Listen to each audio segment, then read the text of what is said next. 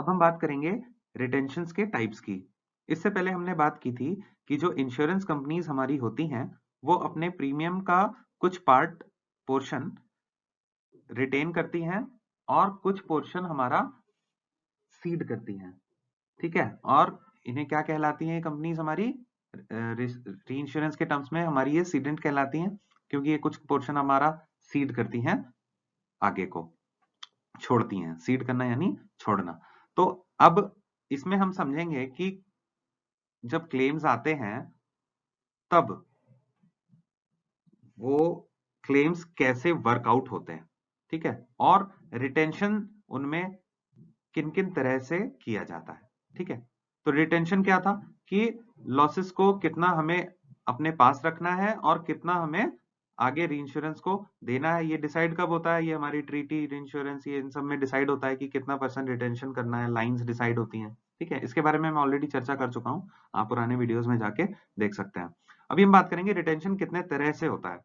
तो रिटेंशन हमारा बेसिकली दो तरह से होता है। पहला है हमारा रिटेंशन पर रिस्क, हर रिस्क के साथ कितना रिटेंशन करना है, और रिटेंशन पर इवेंट, अब कोई इवेंट अगर करती है तो उसमें हमें कितना रिटेंशन करना है। तो दो रिटेंशन वर्क करता है।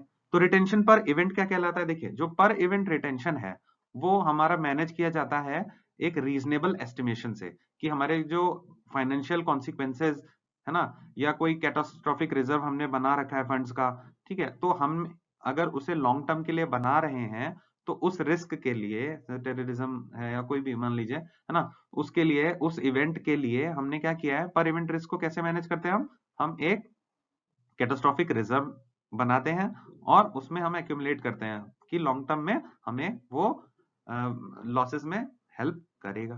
तो रिटेंशन पर इवेंट हमारा क्या क्या हुआ कि the per event retention is managed through reasonable estimation of financial consequences and by allowing a catastrophe reserve for funds to accumulate and be available over the long term। अब एक कोई event है उसके लिए आपने एक रिजर्व बना रखा है, कैटास्ट्रोफे रिजर्व बना रखा है। अब लॉन्ग टर्म के लिए कभी भी उसमें हमें नीड पड़ेगी तो हम उससे ही क्लेम्स को पे आउट करेंगे। तो ये हमारा पर इवेंट के लिए हमारा एक टाइप का रिटेंशन हो गया, ठीक है। हमने क्या किया है, हमने अपने प्रीमियम से ही एक फंड बना रखा है, कैटास्ट्रोफिक फंड बना रखा है, कैटास्ट्रोफ फंड, और कोई भी इवेंट आ रही है तो पर्टिकुलर इवेंट आ रही है जो उसमें कवर्ड है तो वो हम उसमें ही से पे कर रहे हैं, ठीक है। लॉन्ग टर्म के लिए अवेलेबल है हमारे पास वो पैसा। आई होप ये समझ में आ गया। उस इवेंट के अकर करने पे वो फंड ट्रिगर करेगा, उस ट्रिगर फंड से ही हम अपना क्लेम पे करेंगे, ठीक है। अब रिस्क की बात कर लेते हैं। देखिए, जो पर रिस्क रिटेंशन है वो हम कैसे मैनेज करते हैं। पर रिस्क हम अपने जो डिसीजंस हैं, ठीक है, उनको कंट्रोल तरीके से इन्फॉर्म डिसीजंस लेते हैं। पर रिस्क रिटेंशन को हम नंबर ऑफ इंडिविजुअल जो हमारे रिस्क हैं, वो एक कोई इवेंट हुई, मान लीजिए अर्थक्वेक आया, ठीक है, तो अर्थक्वेक एक हमारा रिस्क है, कोई इवेंट है। अब उससे हमारे बहुत सारे जुड़े हुए इवेंट्स हैं, उस इवेंट से जुड़े हुए जो हमारे रिस्क हैं वो हमारे आ सकते हैं, ठीक है। तो रिटेंशन पर रिस्क हमारा क्या कहलाता है कि भाई एक इवेंट में, ठीक है, अब इवेंट में हमारे कितने इंडिविजुअल रिस्क हिट कर रहे हैं, इससे हमारा डिसाइड होता है। तो अब हम बात करते हैं रिटेंशन पर। देखिए, द पर रिस्क रिटेंशन कैसे मैनेज करते हैं, कंट्रोल्ड और इन्फॉर्म्ड डिसीजन से।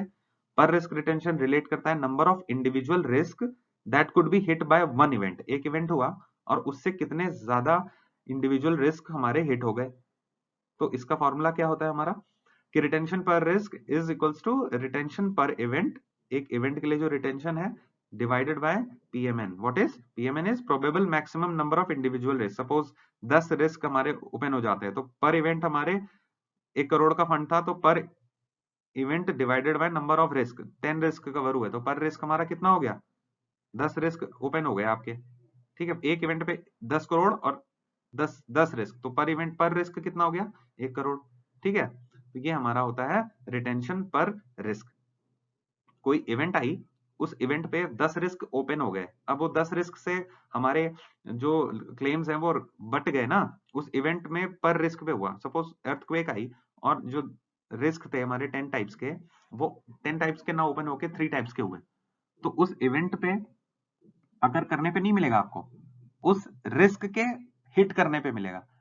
अर्थक्वेक आया लेकिन 3.5 का ही आया, ठीक है, तो कुछ भी नहीं हुआ उसमें, तो आपको पूरे इवेंट पे से क्यों मिलेगा? उस रिस्क पे मिलेगा। सपोज अर्थक्वेक से जुड़ी हुई कोई एक आपदा थी, 3 आपदाएं थी, वो अकर कर गई, तो वो 3 आपदाएं जो आपकी कवर हुई हैं, उन 3 आपदाओं के लिए जो भी क्लेम बनता होगा वो आपको मिल जाएगा। बाकी हमारा रिटेन करेंगे हम, बाकी हम नहीं करेंगे। ठीक है, तो रिटेंशन पर रिस्क कैसे कैलकुलेट करते हैं, ठीक है, मैथमेटिकली ये मैंने आपको बता दिया। रिटेंशन पर इवेंट बता दिया कि हमें कैटास्ट्रोफिक फंड रिजर्व बनाना चाहिए, है ना। तो ये 2 तरह से हमारी जो इंश्योरेंस कंपनीज होती हैं वो हमारा रिटेंशन को फॉलो करती हैं। आई होप ये चीज आपको समझ में आ गई होगी। इसके बारे में हम आगे भी चर्चा करेंगे, आगे वाले वीडियोस में भी चर्चा करेंगे, है ना। तो thank you for watching and thank you.